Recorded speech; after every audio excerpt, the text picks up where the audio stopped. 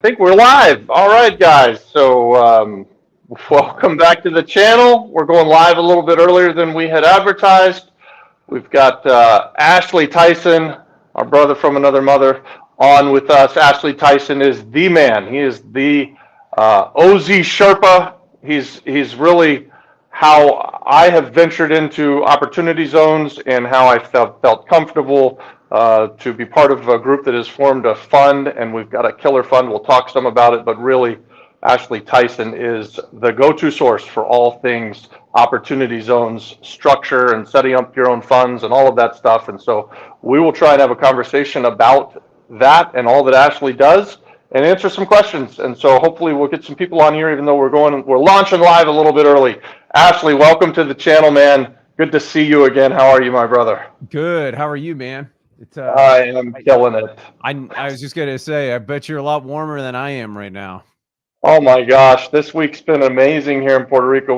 We've been here for 5 years and done nothing up until this week. Now we've been out on the Coast Guard cutter ship. I went out on a sailing yacht today. I just went to a new friend's place up in the mountains. All of these things. Well, maybe not the cutter. You won't be able to go on, but I've got a couple of restaurants that I'm going to take you to when you come next month, and some really cool stuff going on the island here in Puerto Yeah. Rico. Speaking of, we got to talk because I think I'm gonna try to get out to Culebra, and I want to try to get to Culebra that weekend prior to the big Mac Daddy in-person event that Ozworks Group is spearheading, along with the Women's Real Estate Network and Ria Rico.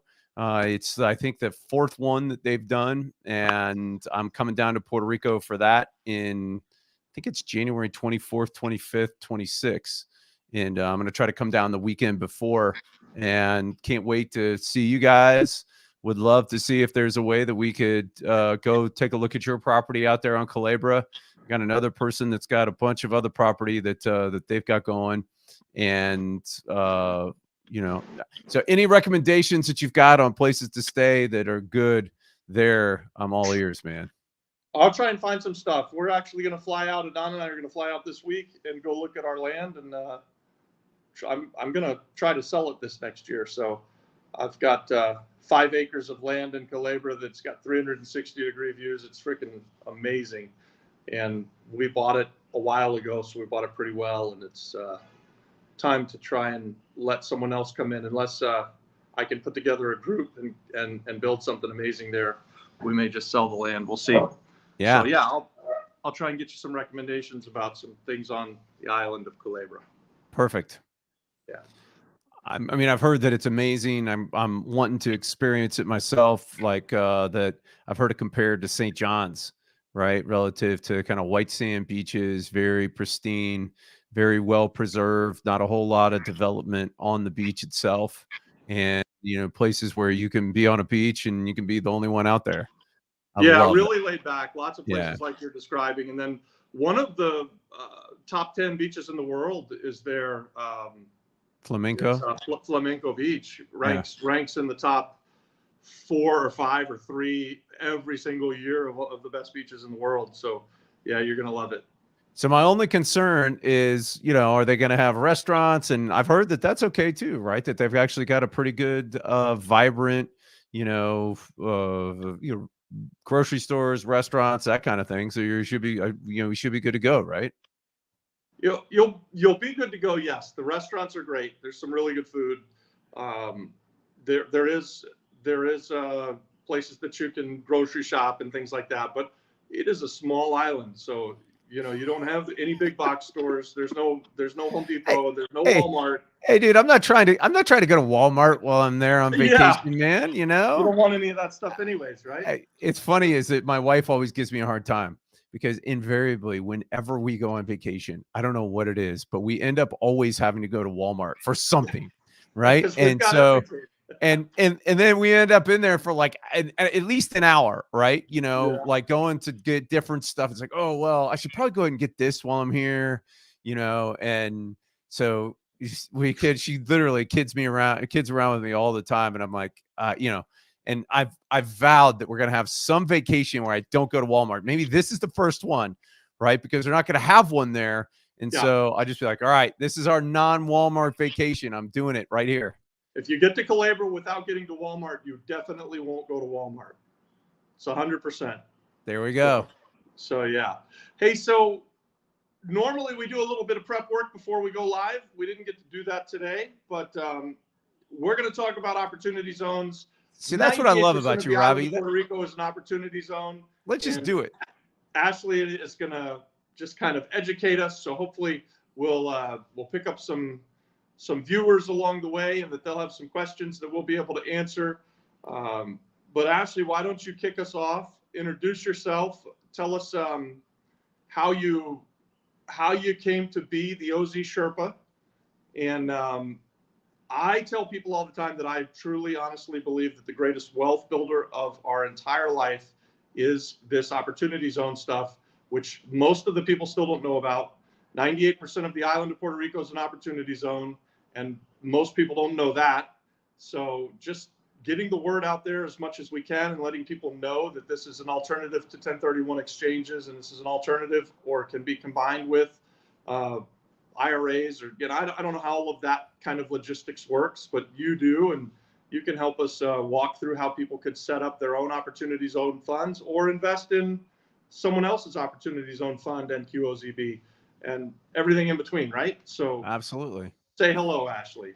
Yeah, well, thanks for having me on. So, as you've mentioned, I'm Ashley Tison. I like to call myself a reformed attorney because I try to practice as little as possible because I really just like being in the game.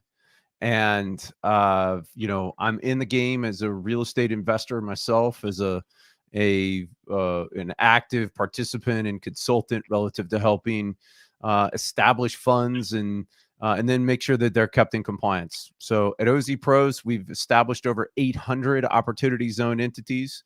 We've had over 2,000 strategy calls with people around the United States to help them get launched on their opportunity zone journey.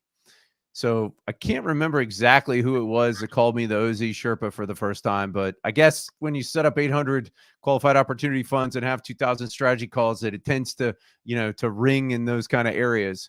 And so that's what we are, right? We are your opportunity zone Sherpa. And a Sherpa is a guide and somebody that assists you with your journey. So they can't climb the mountain for you. And ultimately, compliance, and anytime you're doing something that's got some, regulatory stuff, you need to be able to understand that. But they can certainly guide you to the right path. They can help you find the middle of that path, and then they can make sure that you reach your ultimate destination. And they can try to do it as comfortably, as effectively, and efficiently as possible. And that's what we do at OZPros. So I first found out about opportunity zones when I was in a CLE back in 2018. I had sold my mergers and acquisition law practice, and I was helping business owners put more money in their pocket by mitigating taxes and doing things along the way that they own their business so that they could sell it and put as much money into their generational wealth building as possible. And one of the most effective ways to do that is by, reducing the amount of tax that you pay to Uncle Sam. So Uncle Sam is the largest vendor that any American will ever have, right? You're going to pay more to Uncle Sam than you will to anybody else. And so if you can take that down and you can pull that money out of the tax bucket and you can put it into the generational wealth building bucket, that is one of the most efficient streamlines possible for building generational wealth. And when I'm talking about generational wealth, I'm talking about, resources and cash that you're going to be able to utilize in order to make life better for subsequent generations. And if you're smart, you're going to be really intentional about how you pass that generational wealth down. And you're going to use a family constitution. You're going to have family meetings, and you're going to make sure that it's a meritocracy as opposed to that they just get it, right? But in order to be able to do that, you got to generate the generational wealth first. And so to your point, I think that opportunity zones are one of the greatest avenues out there to do that. And certainly it is by hands down, bar none, the greatest legislatively created one that has ever been done. And there's a big difference there because you know, inside of different tax mitigation strategies and that kind of thing, there's always, you know, little gimmicks that people do, right? Whether it's conservation easements. Back in the 80s, it was limited partnerships. And unfortunately, you know, when you've got some really smart people that figure out the tax code and then they take advantage of that tax code and they usually push the limits on it. And so when that happens, a lot of times that transaction will get listed as a listed transaction, or it'll get flagged for audit. And so then it becomes a target when they go to redo the legislation to try and close that loophole. Well, in this case, because Congress saw all of these areas that had kind of been passed by, you know, the run up after the Great Recession, they said, listen, we need to create a place-based economic incentive that will encourage private capital to go make private investments in areas where we need money to go. And so they said, all right, there's $3 trillion of capital gains in the stock market, and we want people to take money out of the stock market, put it into an opportunity fund, and then invest into opportunity zones. And so they, in 3 pages of legislation in the Tax Cut and Jobs Act of 2017, they created opportunity zones. It's a good thing we're not playing that drinking game you talked about on the bus the last time I was down there, that every time I say opportunity, somebody's got to take a drink because, man, there's opportunity all around, Robbie. I tell you what, opportunity to build wealth, opportunity to build businesses. And so inside of that 3 pages of legislation, they not only got the attention of private capital, they got it off the sidelines, and then they got it to be patient. And that is no other legislatively created program has ever done that. And one of the reasons why it happened was because the drafters of the legislation specifically said, we want to make this easy. We want to put it into the hands of the Main Street America. We want people that do real estate deals to be able to take advantage of this. We want people that do business deals to be able to take advantage of this and to be able to utilize this program to build generational wealth for themselves and then to positively impact the communities that they're investing in. And that's the key piece of this program, is that it was legislatively created in order to have positive impact. And that's why I love it, because not only are you saving money on taxes, building generational wealth, but you're also doing so with purpose and with an impact. Yeah, that's what's so cool about it, is that you're investing in communities that have been identified as these opportunity zones because of economic challenges, and because, quite honestly, before, especially in the States, Puerto Rico is a different animal altogether, but these zones aren't the places that generally would see large investment capital come. But because of this magnificent tax system that has been set up, it now really encourages people like us, Ashley, to go into places that would normally not get the capital, invest there, and not just invest there to get in and get out and make a buck, but come into those communities and be there for a decade or longer. Patient. And create high-paying jobs and bring investment capital, real estate improvements, all kinds of innovation. Jobs. Businesses in these opportunity zones can be just an amazing way to build wealth. It's really, really fun to think about the impact that your investment can have on these areas. And then in Puerto Rico, it's basically the entire island. So in Puerto Rico, I say it like this: it's only in Puerto Rico that you can invest in oceanfront, A+, hospitality, get 40% tax credits through Act 60 coupled with opportunity zones. I mean, it's really just kind of mind-boggling how good it can be. I think we'll look back on this time and, 15, 20 years from now and go, man, those guys were really, really well placed at the right time to take advantage of something and really bring communities up and create high-paying jobs.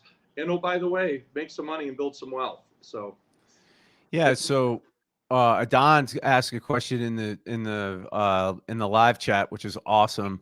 how do I build wealth with opportunity zones? And the answer is really simple. So there's three main benefits of an opportunity zone transaction. So you take any kind of capital gain, and that could come from anything. It could come from the sale of real estate. It could come from the sale of a business. It could come from the sale of crypto. Crypto not so much appreciated right now, but it will. It'll go back, right? And you could sell gold. You could sell an appreciated baseball card, or Pat Flynn could have an appreciated Pokemon card that he sells. And when you get that capital gain, if you put it into a qualified opportunity fund within 180 days, you get to defer that gain until 2026. So let's not discount that first benefit. Deferral until 2026 means that you get to take what you normally would have paid to the government and you get to invest it in whatever deal that you're interested in doing. And so if you're making money off of money that you would have paid to the government, that's like an infinite return, right? Yeah. Because it's found money. Okay. Now you're going to ultimately need to pay the government on that initial gain, and you get to pay that in 2026. Now, there's current legislation that could extend that out to 2028. And so if that ends up happening, then anybody who is invested prior to December 31st, 2022 will be able to get a 15% reduction on their taxes when they go to pay them in 2026, or it'll be 2028 at that point if the legislation goes through. And so that's the second benefit. So at that point in time, we're talking about a negative interest loan from the government, right? Because you're not only not having to pay the taxes, but you're paying less taxes when you have to go pay them. So if that weren't enough, right, I'm going to throw in, the government said, listen, I'm going to throw in the Big Daddy, right? So you buy those two and you get this one for free. And the biggest one is that after you've held your investment for 10 years, right, because they wanted the money to be patient, you get a step up in basis to fair market value. What that means is that whatever you sell that property for, your basis is now stepped up to that amount, and you will not pay any capital gains taxes, and you will also not pay depreciation recapture. And for those flippers that are savvy out there, this is huge, because not only, right, are you able to defer your taxes, reduce the taxes, but along the way, you can do cost segregation studies, use the depreciation to offset the income and potentially offset other income that you have. And then as soon as your fund investment turns 10 years old, you get to sell every asset that the fund owns. You don't have to sell it till 2047, right? But you can, and you get a step up in basis to fair market value. So you won't pay any capital gains on the growth, and then you also will not pay depreciation recapture. Where this is really relevant as well is that it's all dependent on your QOF investment. So you don't actually have to own the asset for 10 years. You just have to have invested in your fund for 10 years. And so it's mind-blowing on the potential benefits of this, right? So, you're talking about at least 23.8%. That's if you're above $500,000. That's what the capital gains rate is, because you're eliminating that. And then it just depends on how creative you've gotten with the depreciation. And so this program makes a good deal, right? So if you're doing a great deal and you do it in an opportunity zone, it's like, yeah, that's absolutely right. I see that we're being asked where they can get in touch with you, and you can let people know, but we'll also put an attachment for you on the chat here somewhere. So Adon asked, I have capital gain and need your help. Where can I get where can I get in touch? You go to OZPros.com. It's down there in my name. And we've got 3 basic ways of interacting. We have strategy calls. So you could set a strategy call with me. We have a weekly thing that's called OZPros Compliance Bootcamp. And that's really effectively like an hour and a half rapid fire Q&A session. And then we also have where we set up qualified opportunity funds and QOZBs so that, that you can feel comfortable that it's been done correctly. And I had a thought, and I haven't ever asked you this, but have you run the math on what something looks like if you invested this year or next year or the year after and actually leave it in there until 2047? I mean, we're talking about wealth building. Generally speaking, when you do things like 1031 exchanges or self-directed IRAs or Roth IRAs, eventually the government comes calling, right? Those are tax deferments, but eventually deferrals, right? But eventually the government's going to come calling. But in this case, this is avoidance, right? I mean, I don't know what a word there is to it. This is avoidance. And to have something invested from now for, what is that, 20, 23, 24 years? Yep. Whoa. Unbelievable. I mean, you're really talking about, you're getting into a couple of generations. I want to leave stuff, and I've been starting to think through, how do I leave stuff for my children's children's children? Yep. And this is the way, right? Can you expand on that a little bit, Ashley? Yeah. So, I mean, there's a couple of things inside of this, right? So, you know, and I'm not going to get wrapped around the axle on 1031, but there's all these people that are out there like, oh, 1031, I'm just going to defer it until I die. And then my kids are going to step up in basis on my death. And that's great. But the problem is that your kids get a step up in basis at your death.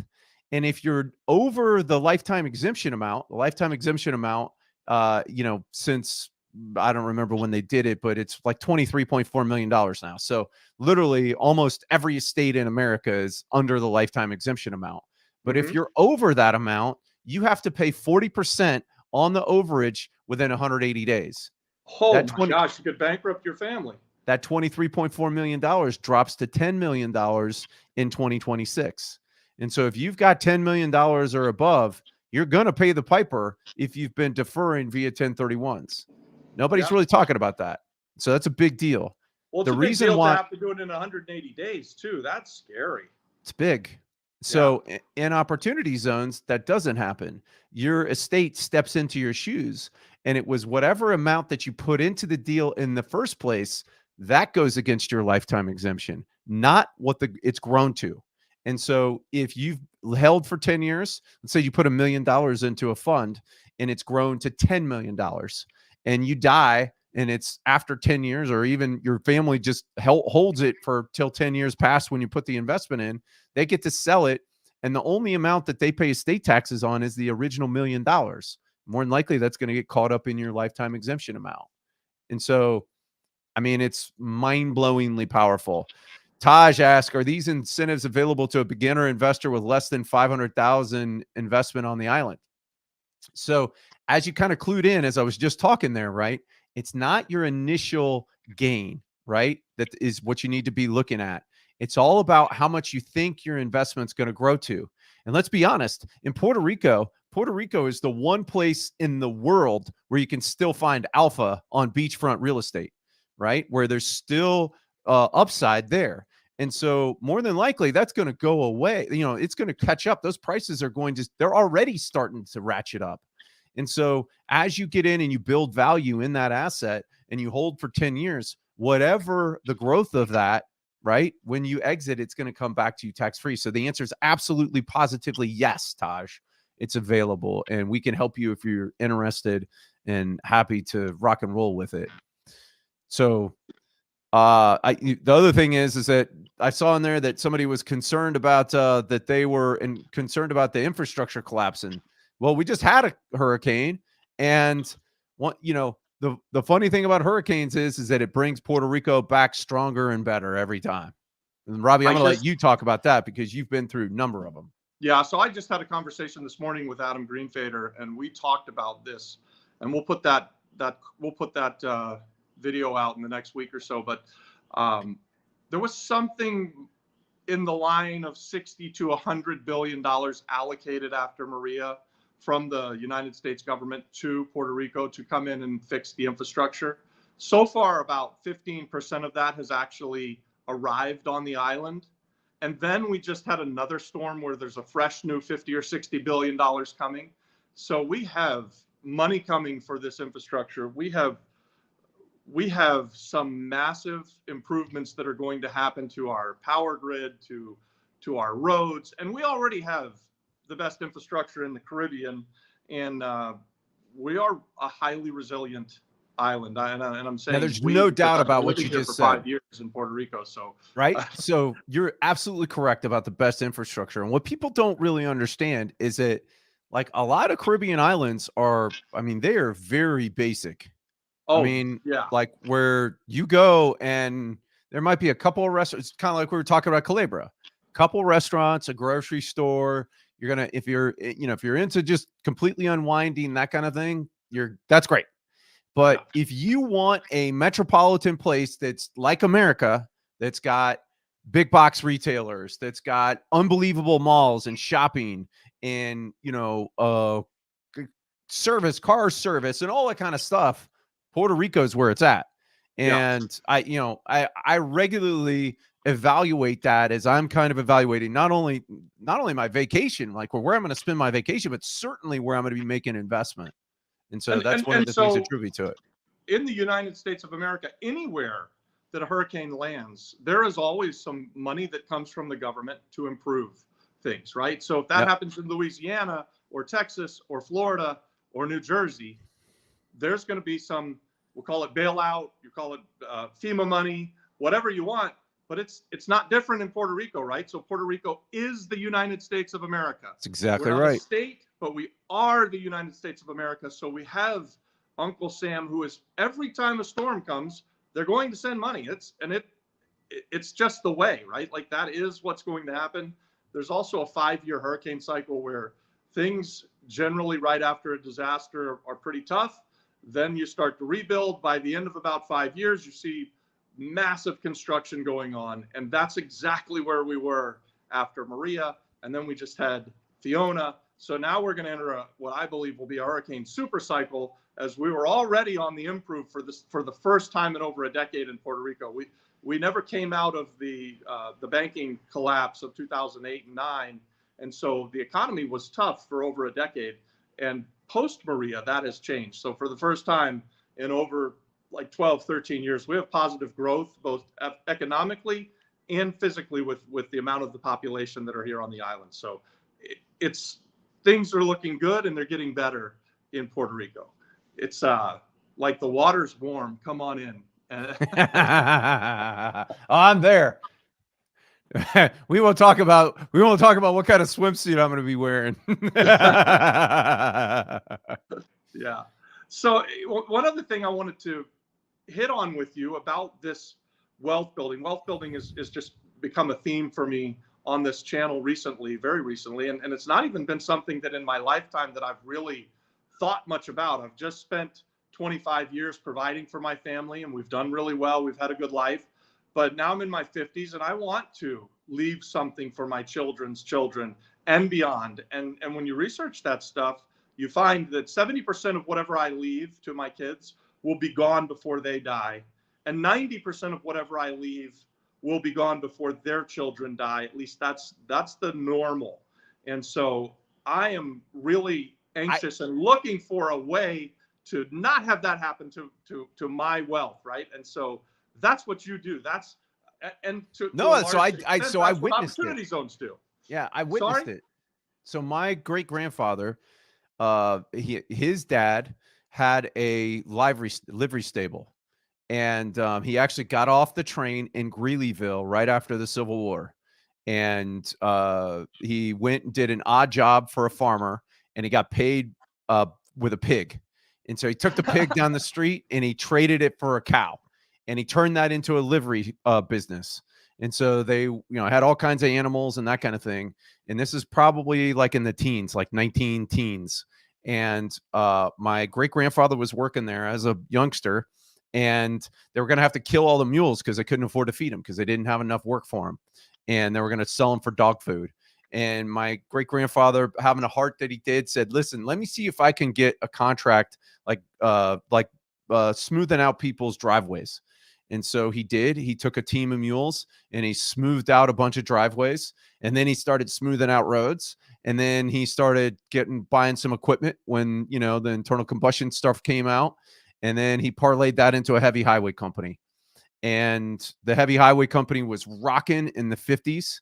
And he sold that. They ended up, like continuing on with the heavy highway company, investing into real estate, all that kind of stuff. My great uncle steps into the heavy highway company after my great grandfather dies. And God bless him, he meant well, but they had 2 jobs go south. The heavy highway company went. They didn't stop the, you know, kind of the spending train. And so they, you know, basically by the time I came around, you know, the at one point in time they owned, you know, probably over 10,000 acres of land.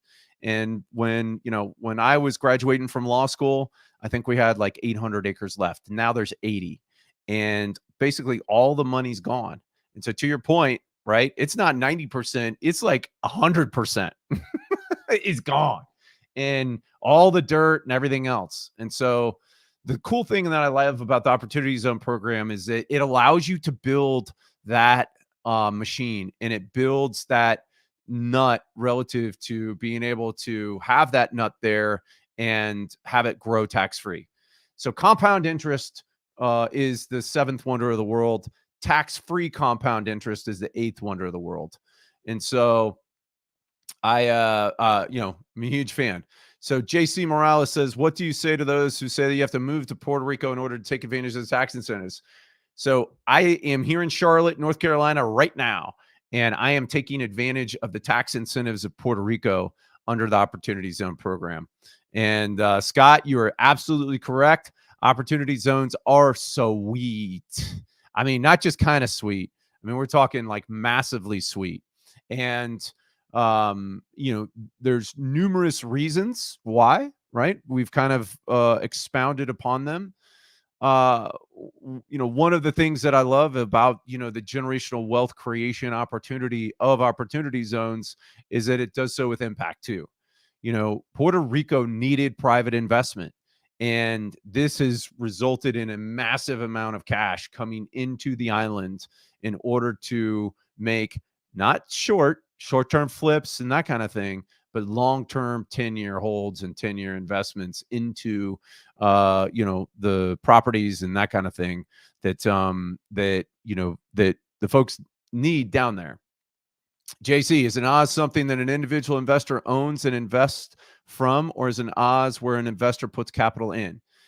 So you can do it either way, right? So what we do at OZPros is we set up qualified opportunity funds for that. We call them captive funds, and they're self-directed so that individuals can create their own, and they can put the money into a QOF.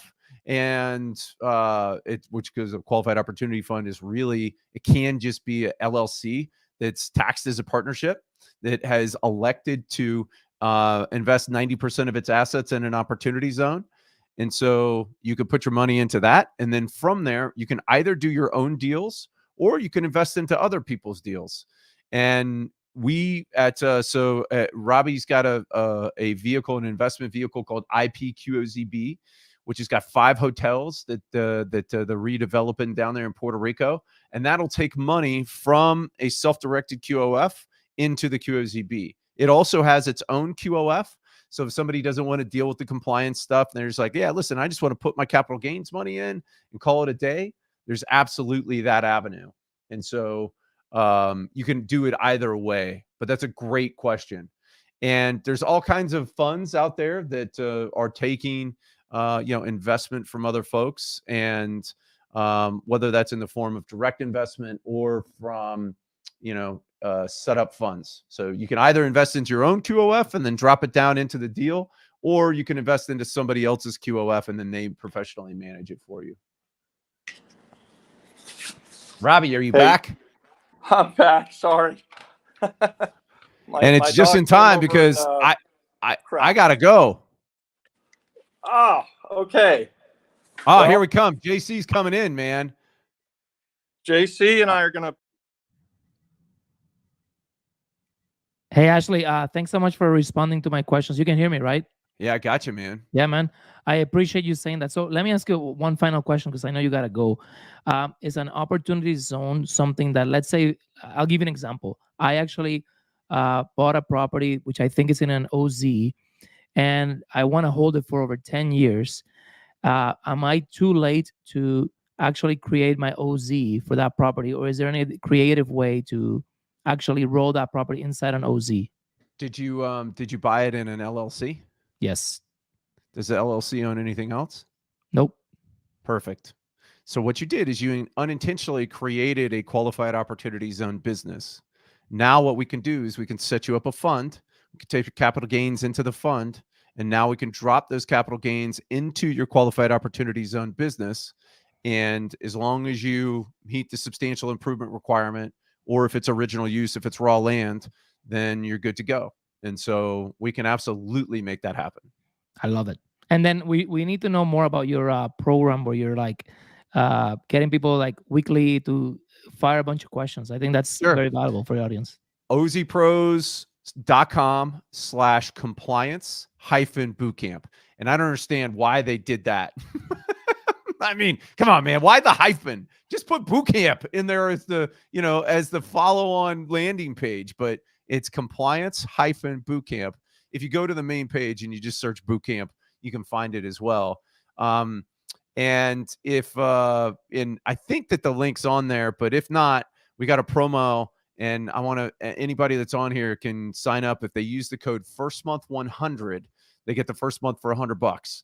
And Wow. so you get 4 sessions, and it's just rapid fire question and answers with me. And, if you ultimately want to, so anybody that's got any questions about opportunity zones. So that's the great thing about what we've created, is that there's all types of information out there on the internet about opportunity zones, and you could go here and there and kind of distill it down or whatever. But if you want the express elevator to the top of the tax-free summit of opportunity zones, jump into the boot camp or set a strategy call, and we'll unpack your situation. I love it. You know, that the best thing I heard, which I think it's like the one thing I'd never hear, is somebody that's actually said, I live in the United States and I am taking advantage of the tax benefits of Puerto Rico. I think that was genius. Absolutely. And so you don't have to be a resident. Now, there's great benefits with becoming a resident and our Act 60 and all the kind of stuff that we've talked about. But you can absolutely be a United States resident, not give up any of your, not have to go down there for 190 days and deal with all that kind of stuff, and absolutely take advantage of the tax-free initiatives associated with Puerto Rico. And guys, I do have to go. I'm late for another live stream. Apologies that I got double booked. I'm not sure how that happened, Robbie. We're gonna have some conversations with somebody, right? But it was, as always, it's great to be with you. JC, great to meet you as well. Look forward to seeing you when I come down, and we'll see you guys in January. All right, Ashley, thanks so much, man. Appreciate your time. We'll do this again soon. Yes, sir. If I don't talk to you before then, have a happy holiday, okay, man? Yeah, you too. Merry Christmas, man. All right, cheers. How you been, JC, Robbie? my man, what's happening? I came in to take over your internet downturn. Oh my God, I have no idea what happened. The dog was jumping into my lap, and he ripped all of the stuff out of the wall, and it all went away. Awesome. So dude, this was actually extremely helpful. I love when you come out with something that's even like not only like a beginner investor level, but like really advanced. You're really hitting everything from starting all the way to up. And I think that having him like Ashley say that he has actually a boot camp for people to actually get more comfortable with it, because I think most people, I don't know if you feel this way or you've noticed it, but a lot of people, they usually, when they look at something that sounds too good to be true, they immediately default back to the myth. And the myth is like, oh, but you have to move to Puerto Rico. Oh, but it's that's not how it works, right? And then I just love how, we can debunk all these myths and we can just give people the information. It's amazing how poor of a job the government, the United States government and the government of Puerto Rico do of educating its people, right? Like, so opportunity zones have been around since 2018, and they are indeed a marvelous way to build generational wealth, and nobody knows about them. I mean, when I say nobody knows about them, the percentage of the population that knows what an opportunity zone is probably less than like 2%. And maybe it's even less than that, right? Like, so I know lots of real estate investors who are doing 1031 exchanges, and they're doing self-directed IRAs. And when I talk to them about opportunity zones, they're like, I don't know what you're talking about. And most of Act 60, like the population of Puerto Rico just has no idea what it is. It's the only narrative that they heard is that it's bad, right? Yes. Like, so Act 60, bad. And that's all they've heard. They don't know that they're eligible for it. They don't know that they could be building wealth this way, starting businesses this way.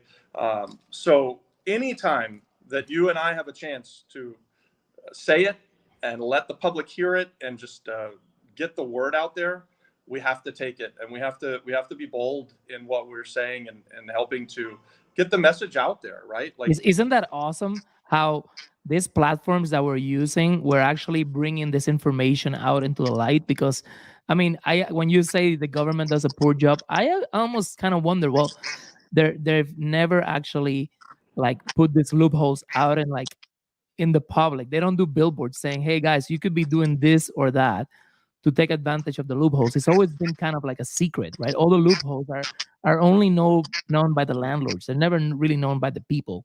So what you're doing is you're democratizing this information. I think that's like historical, right? Like, so the tax loopholes are always known by the really super wealthy, the ones who are telling us what to do. Hey, don't invest in real estate. Don't invest in opportunity zones.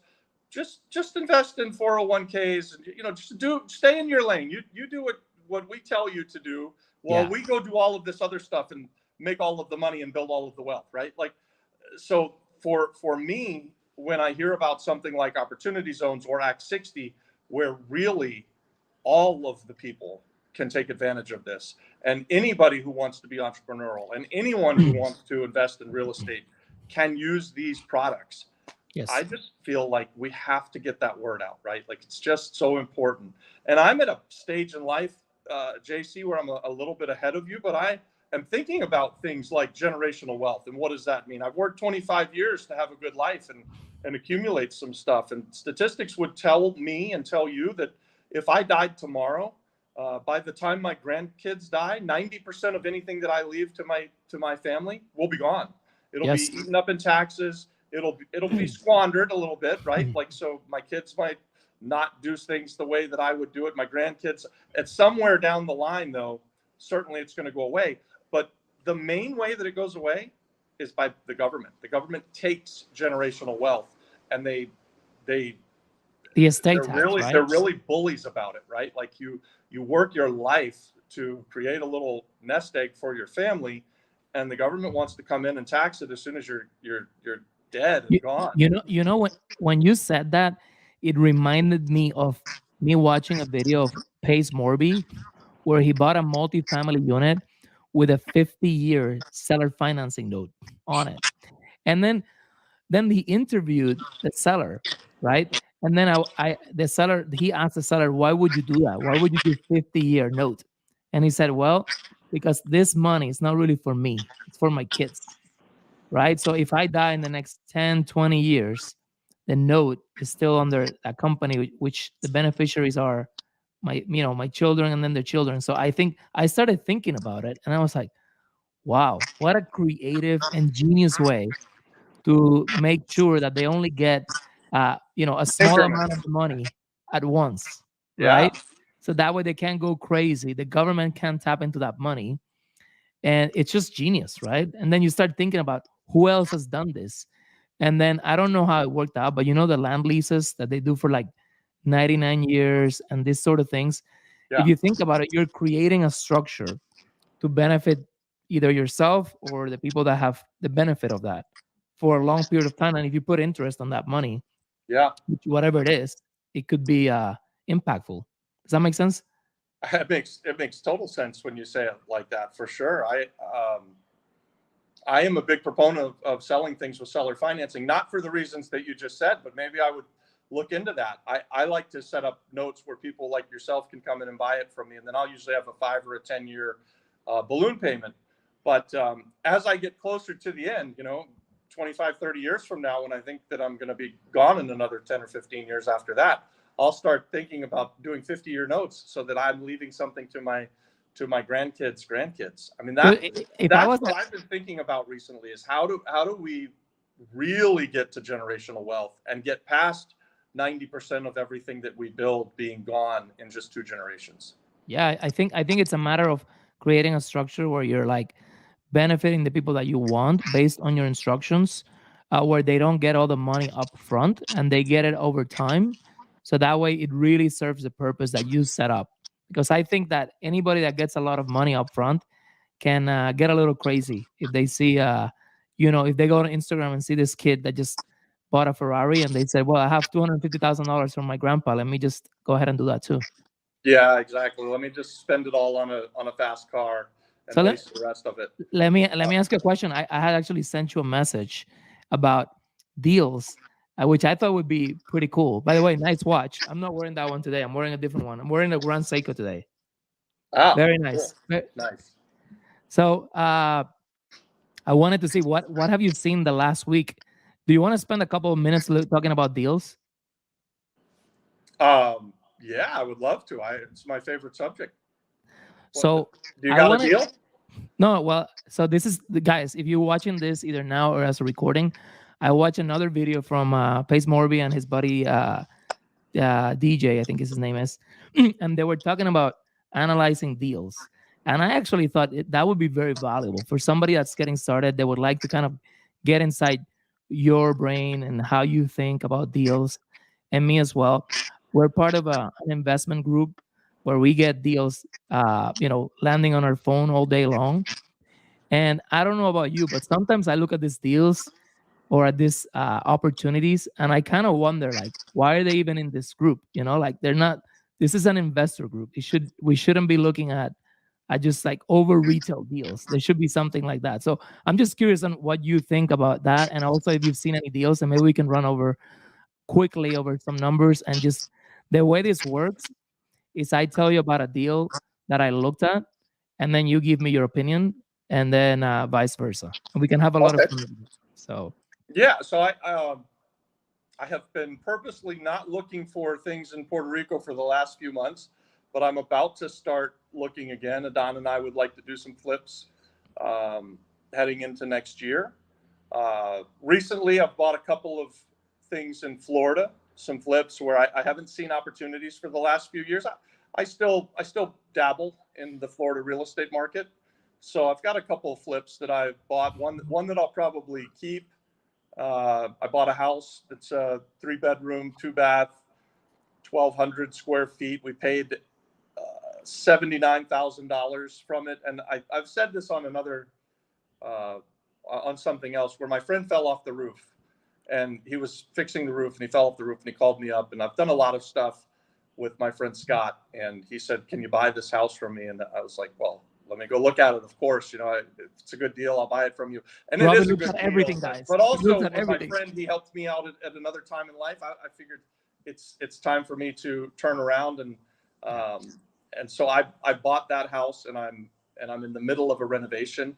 And I can tell you about the deal. I bought it for $79,000. Okay. I believe that it's worth about $215,000 fixed up, and I'm going to put a roof on it, new kitchen, new bathroom and floors and paint and everything. We're going to spend probably about 50 grand. So say I bought it for 80, put 50 in it.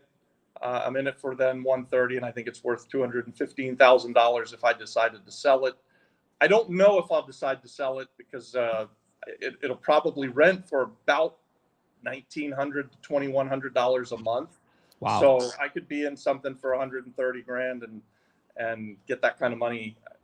So I tend to keep those. So let's see.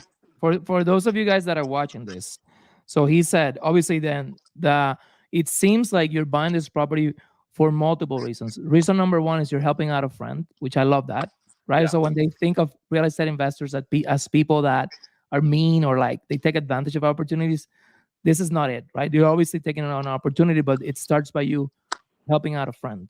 So that's Well, let me really cool. expand on that real quick, because he's not just a friend. He's a really good friend. Okay. And when I went broke in 2008, when times got really tough, Scott was the guy who came up to me and said, "Hey, I know you know how to do this. I've still got some money. Let's go back to the foreclosure sale." And we started buying houses in the summer of 2008 at the foreclosure sale as the market was still going down. And it saved me, right? I was penniless broke 2008, and we had a massive recovery because in 2009 and 2010, when the market bottomed out, I was already back in business and buying properties, largely because of Scott Franklin, my friend. So Wow. really, when he calls and says, "Hey, can you help me with this? Can you help me do that?"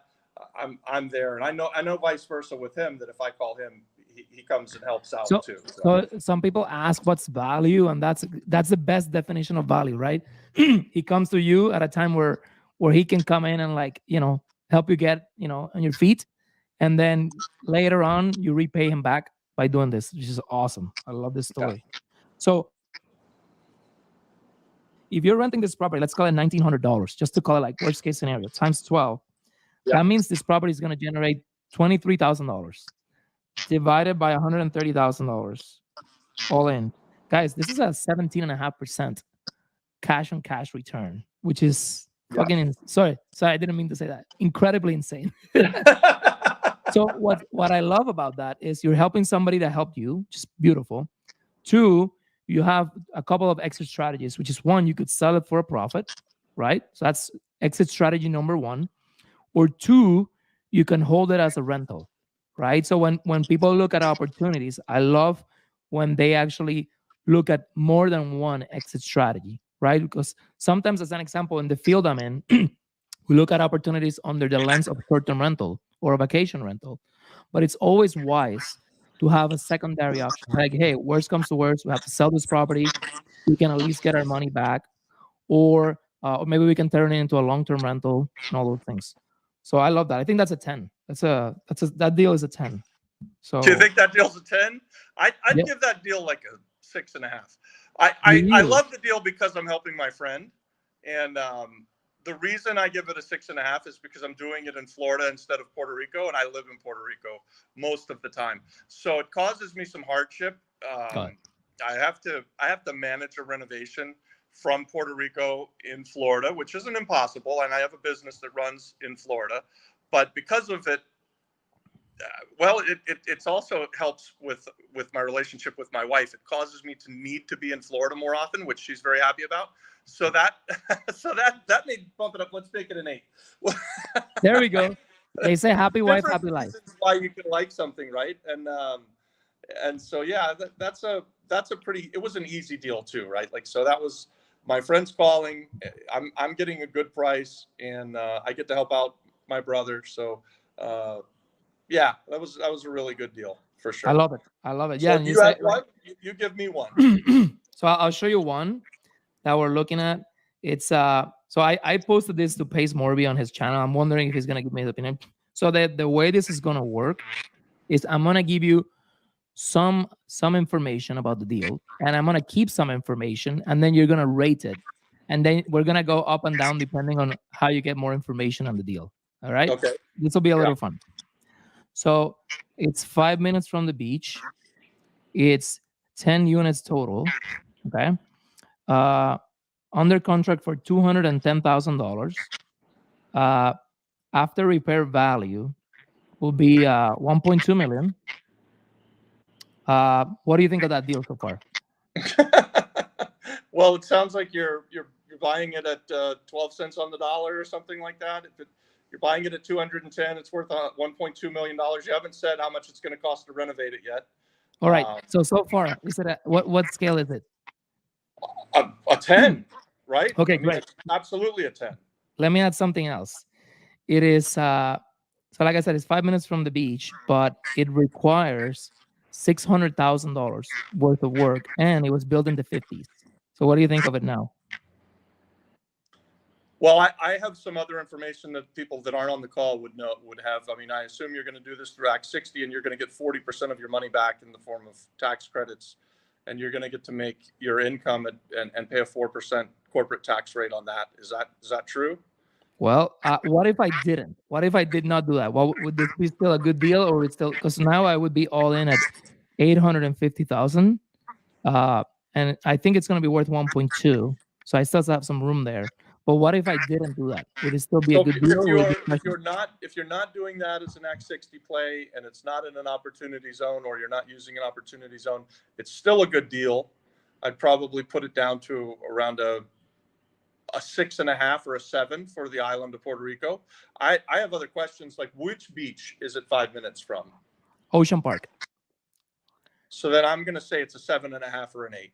Okay, Because great. even though you think it may only be worth 1.2 million right now, the likelihood is that it's going to go up rapidly. So then how do we make it a 9?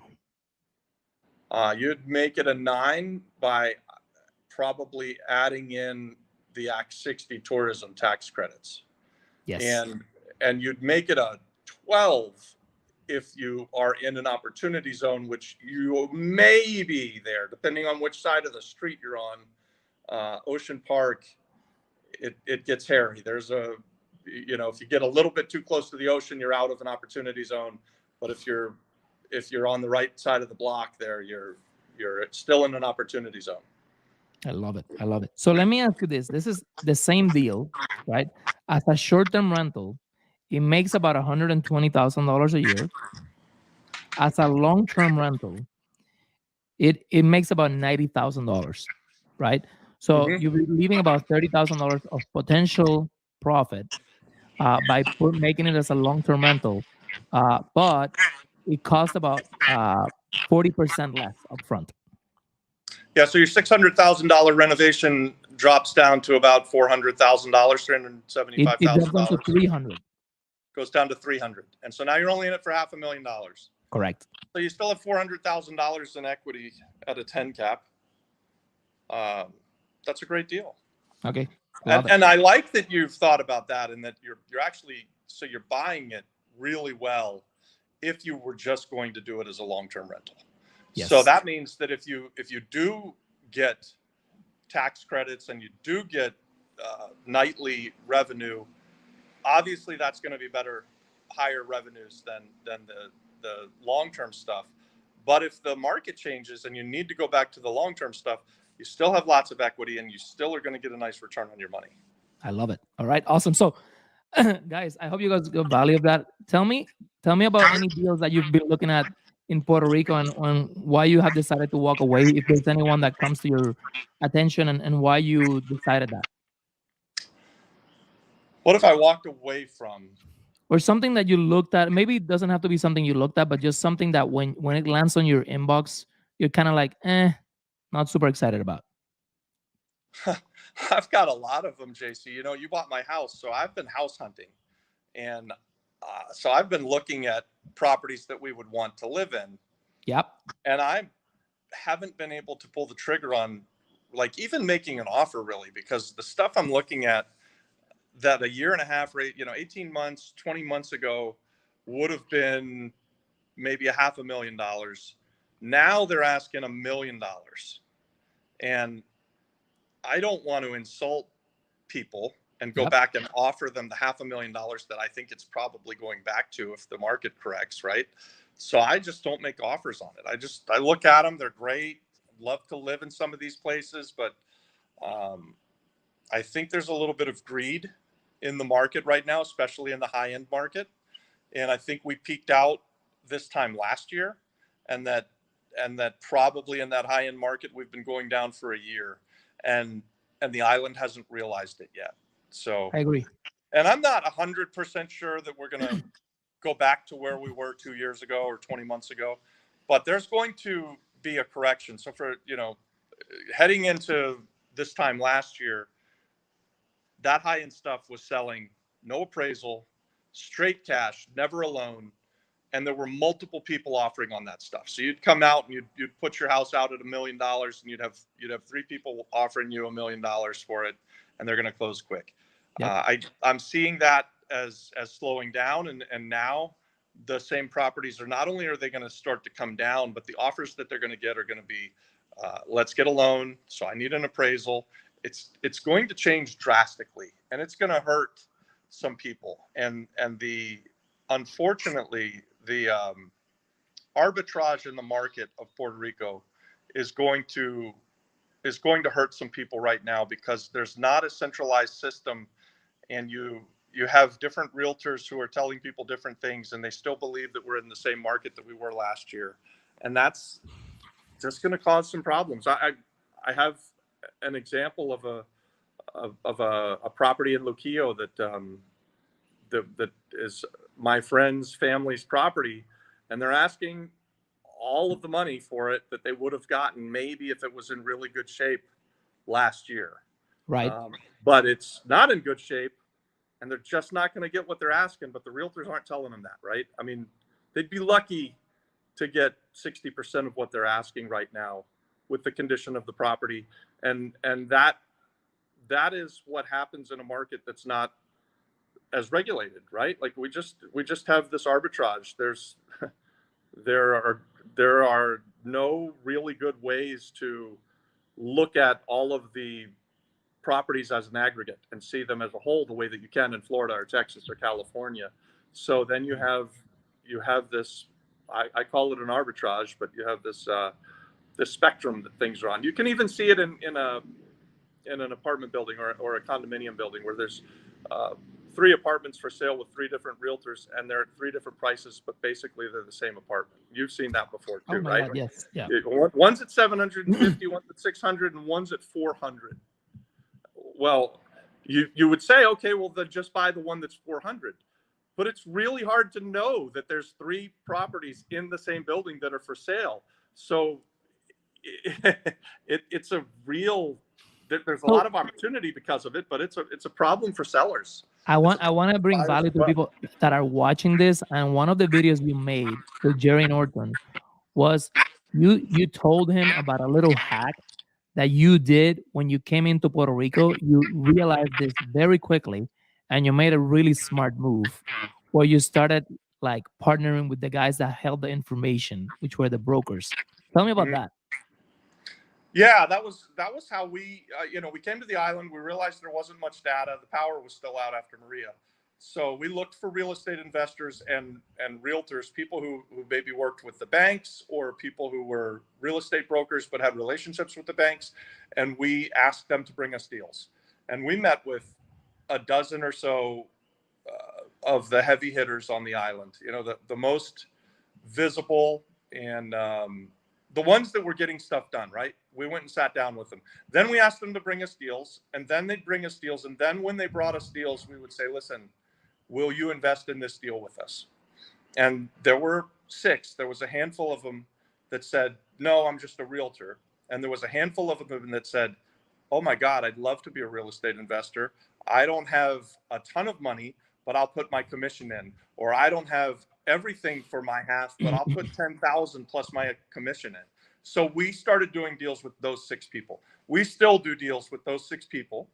And we never did deals with the other people that weren't willing to put their money where their mouth was.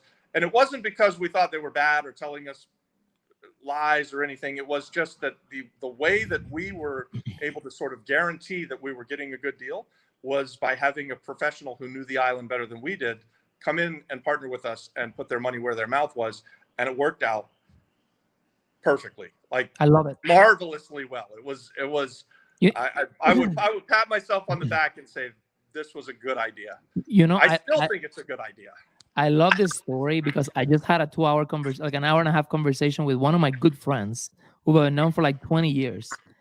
And you get these friends that they're always wanting to get into real estate. They have all of the information. They have even more researchers than they even know they have.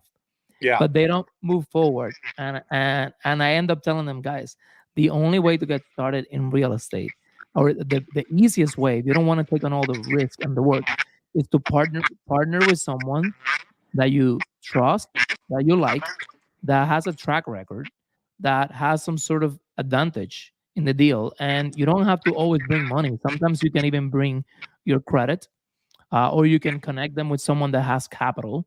But you gotta do something, right? Like, what do you have one of those friends around that calls you for information, but they you just know that they could just do so well?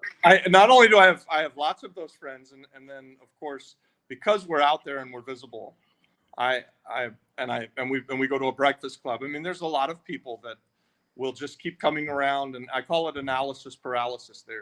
They're constantly learning. And I try to encourage and tell people that the best learning that you're ever going to have is on your first deal. You can take every Jerry Norton course and Pace Morby can tell you how to do it, for 10,000 hours. But until you do your first deal, you don't know what you don't know. And it's going to be the best semester of college that you ever had, your first deal. At least that was the way that my experience was. I didn't have analysis paralysis. I had the other thing is like, I heard one time one person say that they were successful buying real estate. I was like, oh, I'm going to buy real estate. Jumped right in, both feet, and I'm starting to buy real estate. People are looking at me like, you don't know what the hell you're doing, do you? I'm like, I haven't got a clue, but I'm going to figure it out, right? I'm going to get there on the way down. I'll build the parachute on the way down. Isn't that amazing? Like, what you're saying is that you can have 10,000 hours of knowledge, experience, of knowledge and education and courses and all these things. And then the guy that has no knowledge, that's just willing to go for it, can beat that guy. Isn't that amazing? Yeah, it is amazing. I love that. And of course, there's danger in that. And I did things when I was younger that I, don't advise people to do and wouldn't do anymore. But I had 2 kids to feed. I had a wife at home and 2 kids to feed. I needed to figure out a way to make some money, and I just lost a job. And my story is that I was, up late at night watching a guy named Carlton Sheets, and he would have all these testimonials where people would come on and say, oh, Carlton Sheets taught me how to buy houses with no money. And I watched that, night after night in a time in my life when I was like, I got to figure out what's next. And I'm like, I just saw 15 people say that they bought a house with no money down. People are doing this. I must be able to do it. And I started looking for it, and that's a true life story. I didn't have good credit. I had a negative net worth, and I didn't even have a job. Wow. My wife had $3,000 in her savings account. Wow. And we were fairly newlyweds. We were a few years in, and she basically gave me the $3,000 to go make something happen. I love that. And it was, what I hear the same thing when I'm watching YouTube, and right now there's an infomercial out there that who's the great big guru guy? You signed up for his courses. He's doing all the multifamily stuff. Tim Bratz? Not Tim. He's in Miami. Mark Evans? No, the biggest one. Oh, Grant Cardone. Grant Cardone is out there right now saying that he started buying real estate with $3,000 that he borrowed from his grandmother. And so I've been seeing that reel come up on YouTube again and again. And I'm like, man, I'm just like Grant Cardone. Only it wasn't my grandmother, it was my wife that lent me the $3,000. But the point is, you can do it. Anyone can do it. Anyone who's listening to us, this is there for the taking. You can do this stuff. So amazing. Not only that, there's so much I want to talk about, but just when you said Grant Cardone right now, I was talking to Eduardo Joy, which I've been trying to get on this call soon, but he's running around Puerto Rico trying to take over the world. And by the way, I told him to call you. So okay, good. He sold education way before multifamily. Yeah, man. So Fernando, check this out. I was watching Ryan Pineda interviewing Brad Lea. And what was really interesting about this interview to me was that Brad Lea, do you know Brad Lea? Have you seen him on Instagram? No, I don't know him. Okay, so Brad Lea supposedly says that 15 years ago, Grant Cardone came to him to basically have him coach him on how he could become an influencer, right? How he could go into social media. So think about Grant Cardone 15 years ago. He came to Brad Lea. He says, this is what he says. He came with a suit, quiet, and just to learn from this guy. And they had some sort of deal where I guess they were going to split the profits 50-50, etc. And Grant Cardone went from being somebody that was a coach, teaching education to cars salesmen, to becoming who he is right now. So what I actually got from that was that if you're willing to put yourself out there and learn how to create your personal brand, which you and I have been working on for a long, for some time and for many reasons, you can do it. Like the guy that's like basically the most in your face type of guy that's figured it out, that knew nothing about marketing, figured it out. So that means if he did it, you can probably do it. Just the same way as with the real estate, right? Like, and the only thing it took was humility to actually come to someone that knew how to do it and just take the recipe and run with it, and for good or bad, whatever it is. But I think that's valuable. So I wanted to kind of spin it a little bit into some of the deals that I've been looking at. So I wanted to tell you what's happening in the Airbnb space really quickly, Yeah. in terms of at least opportunities that are coming to me, and also kind of how I see the market, which is kind of interesting. So the first thing that I'm looking at is uh, 6 months to a year ago, I was seeing some people taking on rental arbitrage opportunities, and even sellers, or I mean owners, that were willing to allow people like me to rent their properties, right? But then those rentals were very, very high. I'm telling you, like, I saw people taking over leases for houses at 7,000 a month, or even 10,000 a month, because these houses are making a lot of money on Airbnb. Now, as the market shifts and people, then they start hearing this narrative when it comes to, how the market's doing, and that there's a potential recession and all these things, there's inflation and all these things, then the travelers stop traveling as much as they used to. And now all of a sudden, what I'm seeing in the marketplace is a lot of these properties that were available for either rental arbitrage opportunities or even for sale, the sellers are actually having the realization that they got way too greedy, or they were kind of getting too greedy. And right now, I'm seeing a lot of these opportunities coming about. As an example, and I don't know, do you like the Isabela area? Sure. Yeah, I Okay. love it. So there's two houses in Isabela that I would never think that they would go for sale ever in Shacks Beach, which are like dream houses in shacks on the water. They're fantastic Airbnbs. And last night or 2 days ago, I was looking at it, and I could not believe that this like price properties went in the market.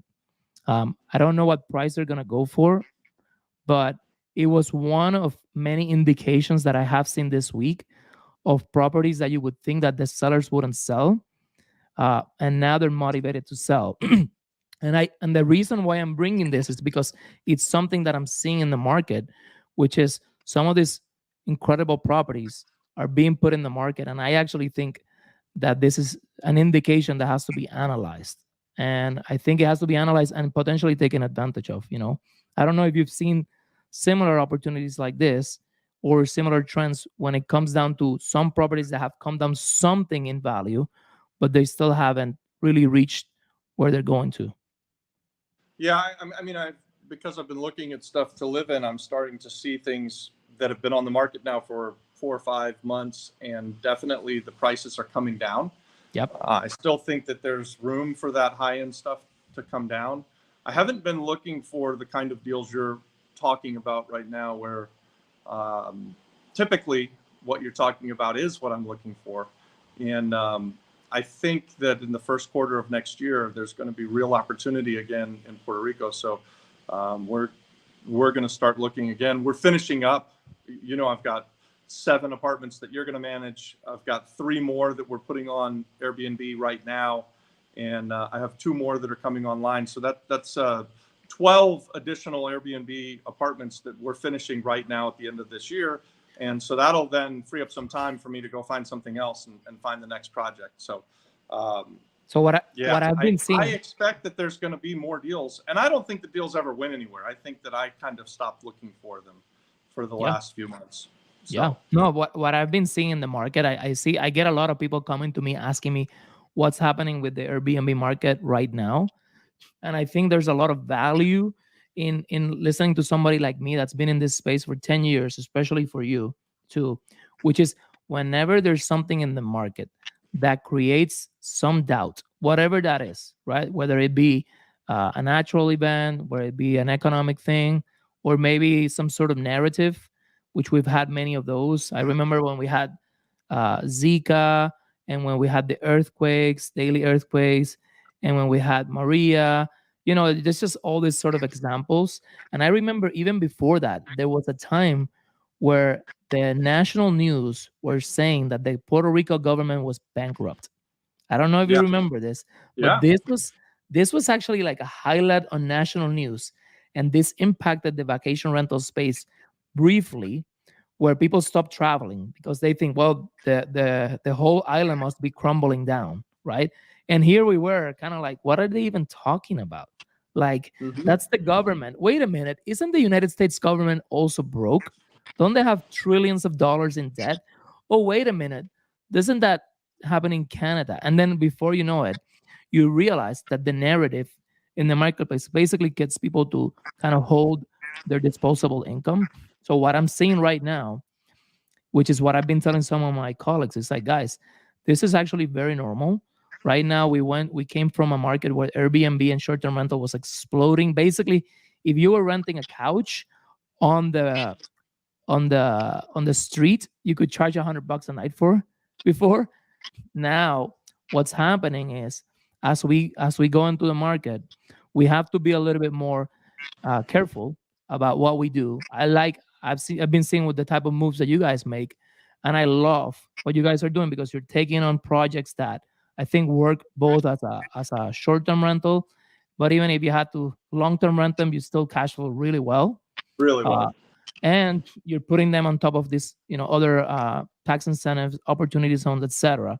So it's really good strategy. What I've been telling people is, listen, guys, you have to wait until it gets really cold in the east coast of Puerto Rico and the east coast of the United States. That's when traveling occurs, right? It has to get cold in New York. It has to be cold in Boston. That's one.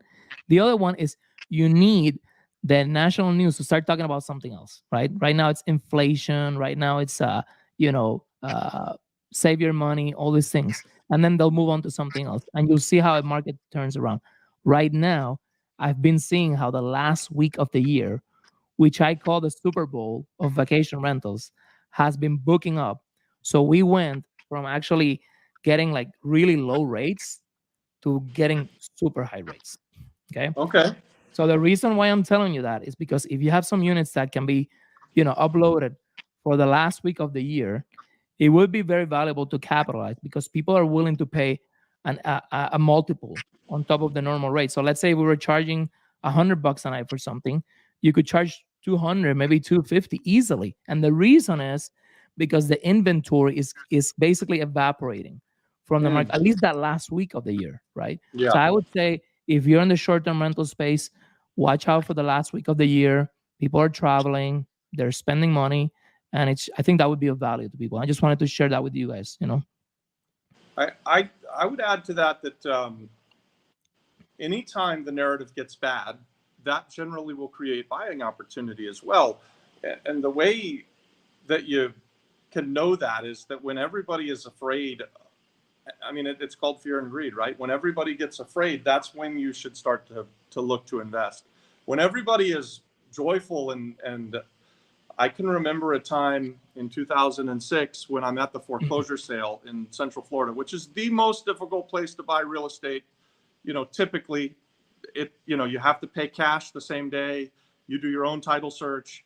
If stuff goes wrong, it's completely on you. It's absolutely buyer beware. There's a good old boy network there that's against any newcomers coming in. So this is a really hard place to buy real estate and make money consistently.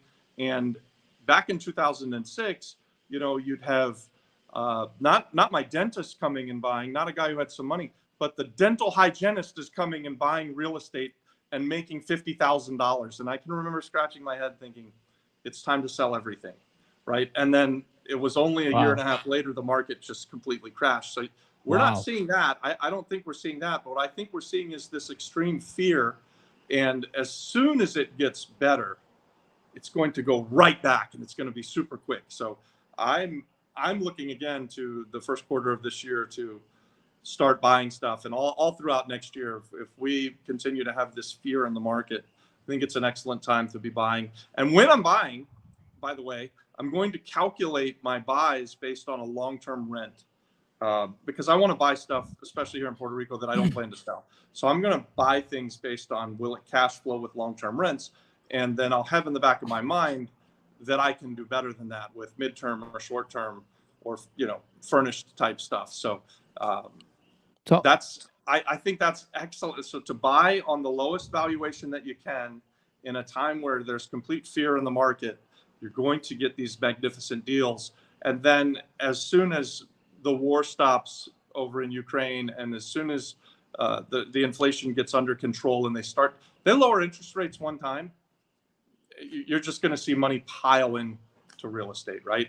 So they're going to probably raise rates tomorrow, and everybody's going to be saying that they're going to continue to raise rates. Well, they're not going to continue forever. And once they do lower it the first time, it's just going to go right back to where it was. And if you have bought in that window, what a better way. I had Ashley Tison on here earlier, and I was going to talk about that with opportunity zones, but what a better time to buy inside of an opportunity zone when there's complete fear in the market. And historically, the bad markets are always followed by a good market, right? Eventually, this is the pattern. The waves go in and they come out and they go in. And right now we're seemingly in a rough market in the States, even more so than Puerto Rico. And there's fear everywhere. And so it's time to buy. And then as soon as things change, you just ride that wave up. So when you said something about fearful and greedy, it reminded me of this quote from Warren Buffett that says, "Be fearful when others are greedy, and greedy when others are fearful." Which I think. Yeah, I think that's exactly right. When I saw the dental hygienist buy a house and make $50,000 at the foreclosure sale, a place she had no business being, I was afraid. I was thinking, this is not good, right? She shouldn't be able to do that. And then on the same timeline, fast forward now, the market gets really bad. And all of the people that were professionals, so this is now going back to 2010, they're all out of the market and they're swearing off real estate. These are my friends. I'm never going to do this again. And I was thinking, this is all I know how to do. So I'm going to do this again. Yep. And now, if you ever see a correction in Florida, let's say Florida is the market that I know the very best. If we get what we had back in 2008 and 9 and 10, where the market corrects, it corrected like 40, 50, 60, 80%, like in a wholesale level, right? If it does that again, JC, I'm just gonna grab all of my friends and I'm going to force them to buy as much real estate as we can. You can't hold me down, because I've been to that movie and I know exactly what's going to happen. And I bought a lot in 2010, 11, and 12, and it served me really, really well, put me in a great position. If we ever get back to a position like that again, and some people are saying that we could, you can't stop me. I'll buy 1,000 houses. I mean, I was buying houses for 5, 10, 15 grand back in 2010, 11, and 12 in Orlando, Florida. And those are all $300,000 houses now. If those things go back to $20,000 again, I'm going to move heaven and earth to buy every one of them that I can, right? Like, that's just, and I feel like, and I felt like the entire time I've been in Puerto Rico, this is a 2010 real estate market. Yes. And because of that, we went all in when we first came here.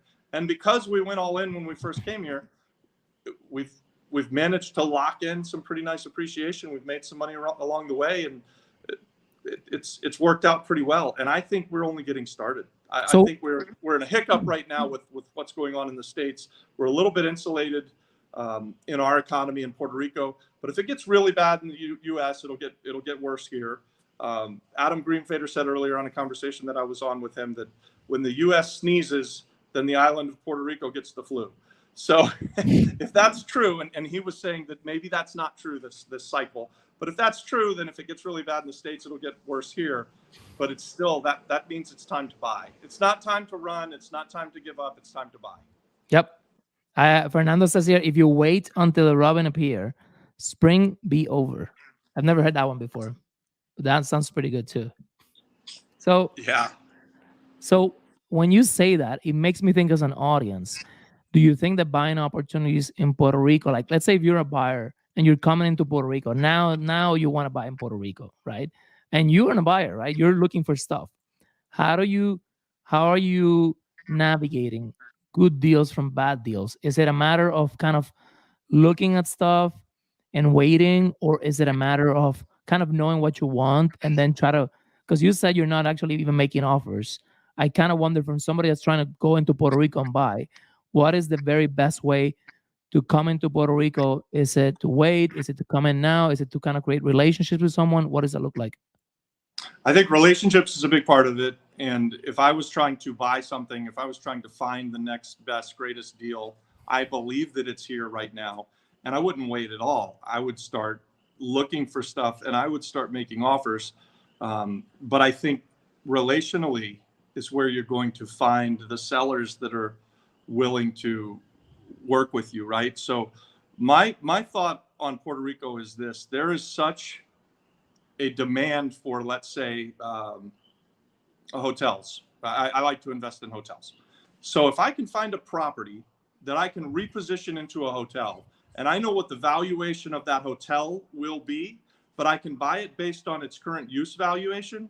So for instance, if I can find a mixed use building somewhere in a nice part of the island and buy on the valuation of the mixed use the building, and then know that I'm going to turn it into a hotel, well, I could be buying something that's 100% of its value as the mixed use building, Right. but it's only 10% of the value if it's a hotel.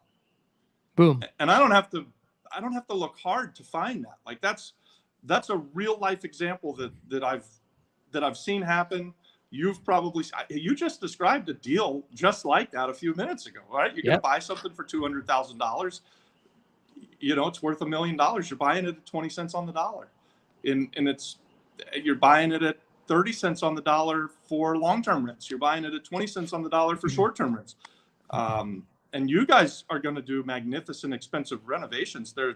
There's other people that could maybe do something for less. Yes. Edgardo Joy, he's great, but he's expensive. Yes. His renovations are top notch, but they're not cheap, right? Yep. So I think my point is that you can buy something based on the value that it's worth, and then turn the value up by changing the use of the building. I think people don't there's realize. such a- I think some people don't even realize that you can do this, right? They don't realize that you can Oh, no. repurpose real estate legally and just Yeah. have it being appraised based on its current value, which is a different thing, right? Which is Yeah. amazing. Yeah, just because something's always been a gas station and it never worked as a gas station, right? And you see these Yep. anywhere you go, any town USA, there's always a gas station that just never quite works. And it always makes me scratch my head. And maybe a gas station is a little bit of a bad example because you get things like contamination, but it always makes me scratch my head why for 10 different ownerships, they've tried to make the damn gas station work there. And if finally, what usually happens is that some entrepreneur comes around, buys the gas station, rips out all of the tanks, and turns it into the hottest club in town. You know, I the can give you an Gaslight amazing example. club. Sorry Yeah. to interrupt you, but I don't want to forget. So I have a friend. We're in Canada, part of the year, and you know Vancouver. It's very hot. I love Okay. Vancouver. So what are they short on? They're short on properties, right? To buy or rent a property in Vancouver is the most expensive, like second or first most expensive space in Canada. So my buddy who works for a big oil company, they were looking at a piece of property that they had that they were going to do a gas station on. But then a real estate developer said, listen, I will give you a multiple of 3x. I think it was 3x or 4x on the future value of the gas station once it's operational, if you let me buy it, because I'm gonna do multifamily there in that piece of land. So these guys that are actually in the gas station business where they're selling gasoline and they make lots of money, they looked at that. They said, shit, you're gonna pay me 4 times what it's gonna be worth once I do all this work. Done. They sold the piece of land. This guy's gonna come in, repurpose that piece of land to multifamily, and you know the rest. It's gonna make a lot of money. Going to make a killing. I can give you an example in my neighborhood in Orlando, Florida. There's a building that is in a neighborhood, and it's the only commercial building. It sits on the corner right by a high school. For years, they tried to have a flower shop, a coffee shop, a restaurant, another restaurant, another restaurant. They all fail. Finally, someone put an ice cream store, ice cream shop in it. And it's the most popular ice cream. It's the best ice cream in Orlando. And they crush it with this ice cream shop. And so it just took someone thinking outside of the box. You know, It had been offices. It had been all kinds of things, and nothing worked there until they put in this ice cream shop. And it's been now running for about 7 or 8 years, this ice cream store. And they've got a built-in community of people who come every single day at 3 o'clock from the high school over to get ice cream, and the doors out the line. It's just a repurpose of the real estate. This wasn't an expensive piece of real estate or anything, but they had a different vision for it, and now they make a killing. So if you think outside of the box, you can really find value there. I love it, man. You know what I've been telling some people right now about getting into the real estate market right now, when it's kind of bottoming, like it's kind of starting to come down right now, is I feel, and this is the type of conversation I would have with some people, kind of like that I wouldn't be live, is I tell them this is the very first best time to come in. I think if you came in a year ago, it would be hard, because as you go into to owners to present offers, you really didn't have many tools in the toolbox, right? It was cash, highest priced, and good luck, no appraisal. Now, I think some sellers, some owners are going to realize, and I think they know it. They're still kind of greedy, but they know it. I have to budge. I have to do something, or else I'm not gonna be able to, turn this property. And I think for somebody that's actually getting started, if they can understand how to put the puzzle together, which is, I need to, get the information, maybe the most advanced way, not try to get the information, try to find somebody that already knows how to do it, add value to them, and come into the market with creative financing options, or just some sort of creative option which everybody can win. It's a good time to come in and actually become a real estate investor, because all these opportunities I think they're just going to get better in the next few months, which is exactly what you're saying, right? Yeah. I agree. I think they are. I think it's going to be exciting. I can't wait to see what happens over the next 18 months, but it's going to be fun. There's going to be a lot of great projects that are going to come to the island of Puerto Rico, and you and I are going to get to see what happens and be a part of it. And Yeah, man. people from our community, they're going to be starting businesses, and they're going to be, making their fortunes, and it's a real fun time to be here in Puerto Rico. So How are what you doing there in Canada? It must be cold, huh? I'm in a basement, so I'm pretty warm here. Got the heat on. I'm doing great. I don't do any investing here. I actually focus on kind of getting all my my business together, looking at numbers, doing a lot of my thinking, having coffee, and just kind of like resetting. Sometimes when you're doing a lot of stuff, you don't have time to like kind of reflect and really kind of do an introspection. So I do a lot of that. I don't do any investing here because Canada, at least for anybody that understands United States real estate investment benefits, it's completely backwards here. I don't know if you knew, but in Canada, rental income is tax disadvantaged. So any sort of passive income is taxed at 50%. Wow. So it's completely opposite, right? I was on a call the other day talking about they were inviting Canadian investors to invest in the United States, but unfortunately, Canadian investors cannot take advantage of depreciation. For like, let's say if you want to do a cost segregation or bonus depreciation in the U.S., it doesn't flow through. So it's just kind of like, when you see those kind of things, it doesn't get somebody like us excited about investing time and energy, but it's kind of good because it makes me realize how good we have it in Puerto Rico and in the US. And it makes me even more excited to tell people like, guys, listen, like there are other places where it's not as good. And over here, it's amazing. Like if you need any other excuse or reason to kind of get into it, that's why. And I have proximity to Canadian investors that understand this and they find their ways to kind of invest in the US to get some of the benefits, but they understand that they don't have it. So yeah, when I'm here, I'm actually looking at a lot of deals in Puerto Rico still. I think that, the only way that you can tell a good deal from a bad deal is not only doing deals, I think that's the best one, but also by looking at a lot of deals and also making offers on a lot of deals. I agree with what you said, which is you don't want to offend people. I'm actually the same way as you. Sometimes I actually, when I bought the house from you, I didn't negotiate the price, right? You put the price, and I Yeah. accepted the price. We talked about terms and we negotiated terms, but I'm actually a true believer that if you're able to either figure out a way where you can use some sort of seller financing right now, you need to understand that it's extremely powerful for both sides. As an example, your same house, maybe at the price that I bought it was just right, maybe a little expensive for me that day. But then now, let's say if you were going to sell that same house a year and a half, 2 years from now, God knows where we would be, right? We don't know that. So the same thing I'm seeing right now, where the more deals I look at and the more deals I do and I structure, the more I start thinking, oh, for this particular deal, maybe we could do this strategy and this other one, maybe raise some money and maybe kind of bring the owner as a partner, and we can still Yeah. do the deal. So what I wanted to say that I don't want to forget is that a true real estate investor can make money in the market when it's hot and when there's a recession, right? So it's kind of like being a mechanic. You got to have all the tools in your tool belt.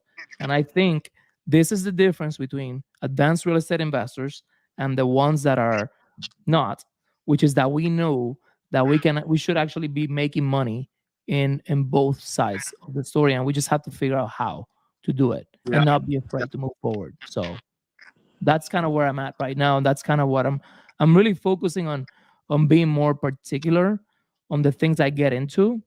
I'm also reanalyzing some of my costs for some of my things. I'm making sure that I'm not overspending on things that I don't have to overspend. I'm also looking at things that, uh, that I'm not going to take on additional expenses. But I'm also looking to create partnerships and actually set myself up for, what's going to come. Because people think that deals occur in like a day.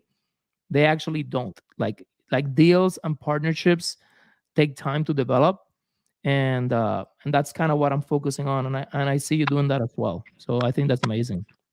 Yeah, yeah. And I would say, it's price, time, or terms, right? Like any one of those three can make you a good deal. So you want the $1 million for something that I don't think is $1 million. Well, give me an option to buy it for $1 million for the next 5 years.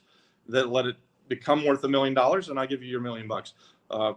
Price, obviously, if I can buy that thing at the lowest price, I call it run to the bank at the cash offer price. And then terms are, okay, well, maybe I can give you close to what you want as far as your price, like you did with me, but you give me, like I did with you, the terms that are going to make the deal for me. So price, time, and terms can make a deal. We've been going for like an hour and 40 minutes, and probably that's a long time. Although, that's good, man. I could continue talking with you all night, JC. We should probably wrap it up.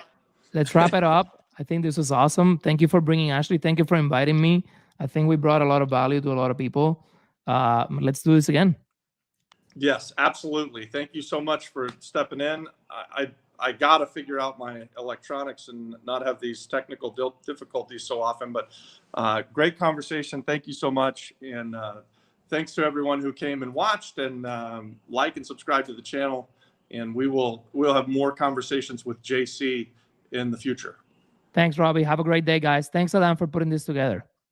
All right.